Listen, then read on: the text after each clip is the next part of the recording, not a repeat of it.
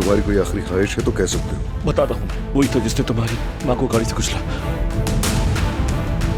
अब्बास का घर मिल गया है हमें, वो खुद भी यही है। अब्बास, उसी ने तुम्हारे बाप और तुम्हारे चचा को मरवाया था।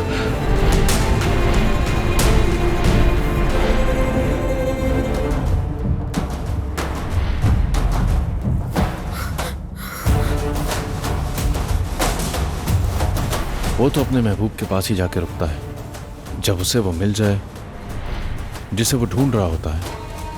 लेकिन कभी कभार वो आग में जा गिरता है। चाहे वो बच सकता हो, उड़कर निकल सकता हो, मगर वो निकलता नहीं है। वो आग को अपने सीने से लगा लेता है।